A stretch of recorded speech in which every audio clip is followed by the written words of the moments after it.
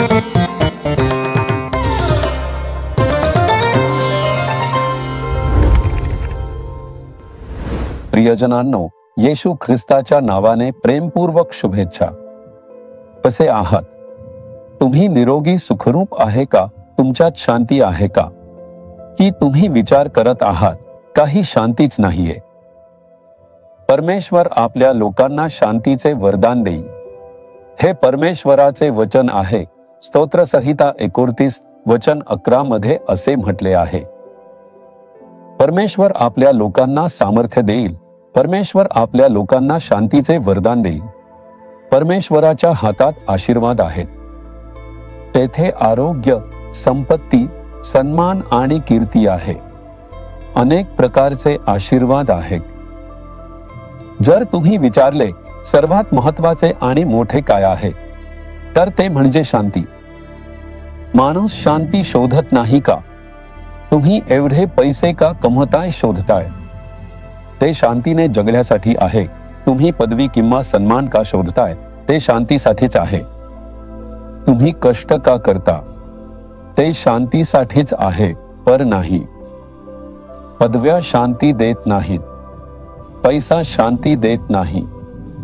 आपण कष्ट करून आणि संपत्ती जमवून शांती मिळवू शकत नाही. शांती आपल्याला मोफत देतो एक आशीर्वाद. तुमच्या हृदयात शांती आहे का? डोळे बंद करा आणि तुमच्या हृदयाचा शोध घ्या. तुमच्या आत्म्याच्या गाभ्यात शांतता आणि शांती आहे का? ही प्रभूने दिलेली आशीर्वाद आहे. आपण पैसे देऊन ती विकत घेऊ शकत नाही. आपण प्रयत्न करून शांती विकत घेऊ शकत नाही. ही देवाने मोफत दिलेली आशीर्वाद आहे. एकदा मी मंत्रालयासाठी उत्तर भारतात गेलो असताना काही जादूटोणा करणाऱ्यांना भेटलो. त्यांचा व्यवसाय पिढ्यानपिढ्या जादूटोणा करणे होता. त्यांनी हे काम आजोबा आणि वडिलांनंतरही चालू ठेवले.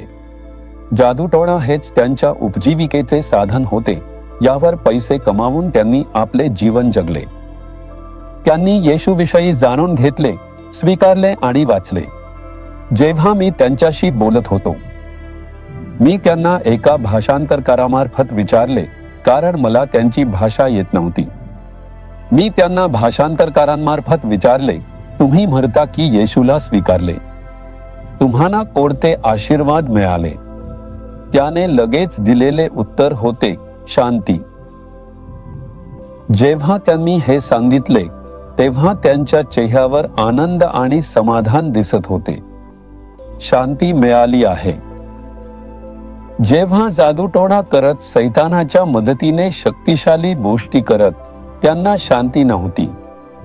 भीती, गोंधळ आणि इतरांना दुखावल्याने अपराधीपणाची भावना होती. हेच त्यांचे उपजीविकेचे साधन होते. त्यांनी आनंदाने सांगितले की येशूने त्यांना खरी शांती दिली. तुमच्याकडे शांती आहे का? माणसाच्या शांतीवर परिणाम करणारी महत्वाची गोष्ट म्हणजे पाप.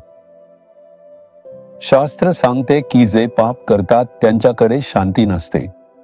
पाप आपल्या शांतीवर परिणाम करते. पापाची प्रायश्चित्त काय आहे? पैसे खर्च करणे आणि स्वतःला त्रास देणे हे प्रायश्चित्त आहे का? नाही.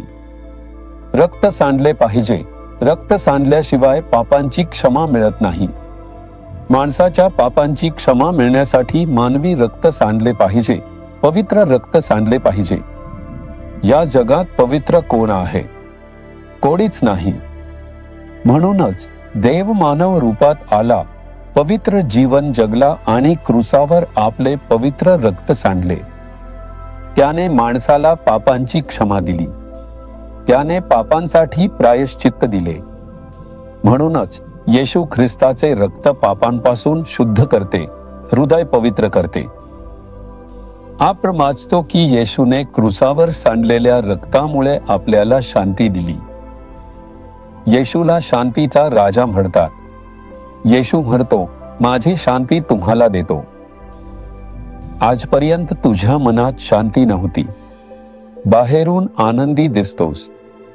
रात्री एकटा झोपायला गेल्यावर तुला शांतपणे झोप येते का? एक समाधान, शांती आहे का विचार करा. ज्यांनी ही शांती मिळवली त्यांच्यासाठी देवाचे स्तुती करतो. जर अजूनही लोकांनी मिळवली नसेल तर हात हृदयावर ठेवा, म्हणा, येशू शांतीचा अधिपती, माझ्या हृदयात ये, तुझ्या रक्ताने माझे हृदय शुद्ध कर. मला ही खरी शांती दे आणि मला आशीर्वाद दे.